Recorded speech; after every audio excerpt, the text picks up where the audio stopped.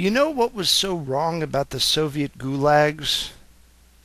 I often toyed with this question. I often wondered what was so wrong about the Soviet gulags. And it's become even more difficult to tell because apparently it wasn't that people were kept in against their will. It wasn't that people were forced into abject poverty, treated like inhuman animals, so to speak. No, none of that was part of it. The thing that was wrong about the Soviet gulag was that it was Soviet. Not that it was a gulag, but that it was a Soviet gulag.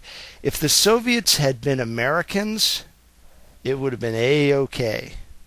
And not just that also. Banana republics, that's another one I just found out about. Apparently, if you're a banana republic and you're South American, no, that is a big no-no. But if you're just American, implying North American, and you have a banana republic, well, that's just fine and dandy. Good for you. If you can get away with it, and if you're North American, you most certainly can, then all the more power to you. Good evening, everybody. This is Hell's Unicorn once again with an extended intro this time because this is a very extensive topic. Apparently, there has been a little bit of blowback when it comes to the renounced... Oh, yes, what's his name here now? Now I remember. Eduardo Saverin, the former co-founder of Facebook, who renounced his citizenship not too long ago. Anyway, since I am in the mood to be a little bit lazy this time around, I am just going to read what somebody else wrote on this topic, and then I'll provide my thoughts afterwards. This particular blog was written by one Tyler Durden, and I have a link in the description. What comes after Banana Republic? Because America is it. After last week, Facebook co-founder and native-born Brazilian Eduardo Saverin announced he would denounce his U.S. citizenship, America has decided to make it virtually illegal to denounce one's citizenship in what can only be classified as the dumbest proposed law in recent history. Meet the Ex-Patriot Act. Expatriation prevention by abolishing tax-related incentives for offshore tenancy, proposed by Chuck Schumer and Bob Casey. One wonders just how much taxpayer money was spent to pay naming consultants to come up with this witty acronym for a law that can only be classified as utter idiocy. Here is our suggestion for the follow-up law. The Gulag Act. Get your laughable asses gone. Although we are open to any other non-payer funded acronym suggestions. And the following from ABC. Senator Chuck Schumer of New York has a status update for Facebook co-founder Eduardo Saverin. Stop attempting to dodge your taxes by renouncing your U.S. citizenship or never come back to the U.S. again. In September 2011, Saverin relinquished his U.S. citizenship before the company announced its planned initial public offering of stock, which will debut this week. The move was likely a financial one, as he owns an estimated 4% of Facebook and stands to make $4 billion when the company goes public. Saverin would reap the benefit of tax savings by becoming a permanent resident of Singapore, which levies no capital gains taxes. At a news conference this morning, Senator Schumer and Bob Casey, Democrat from Pennsylvania, aka asshole because he represents me, or he fails to represent me, I should say, will unveil the Ex-Patriot or Expatriation Prevention by Abolishing Tax-Related Incentives for Offshore Tenancy Act to respond directly to Saverin's move, which they dub a scheme that would help him duck up to $67 million in taxes.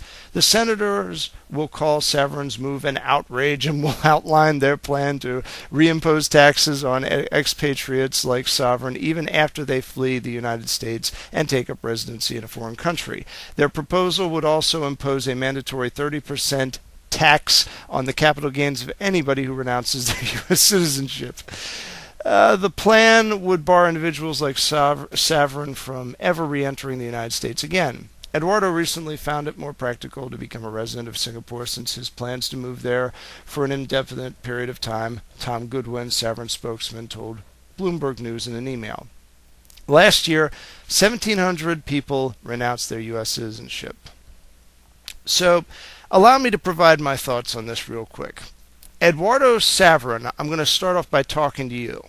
If you have any good sense whatsoever, I invite you to do the following. You've got a lot of money on your hands, and you should be proud of it, and you should be also proud of the fact that that $67 million in taxes that you will not be paying will thankfully not be helping to fund this endless killing machine of a foreign policy that this country has. However, unfortunately, should Mr. Schumer and Mr. Casey, aka Asshole, get their way, they might push further and actually push for extradition of all expatriates. And unfortunately, Singapore might decide to extradite you. So my advice to you would be to take your billions and go back home to Brazil, find a nice, comfy little corner of God's country down there, which is probably pretty close to the Amazon jungle. Buy yourself a nice big plantation and put something back into your home community. Brazil never extradites anybody. So you can rest assured that at no point in time, provided that you keep a reasonably low profile, that you'll have to worry about state or government officials, in this case federal or CIA officials, showing up in your bedroom in the dead of night to take you home and put you in prison somewhere secret and confiscate all of your money and wealth.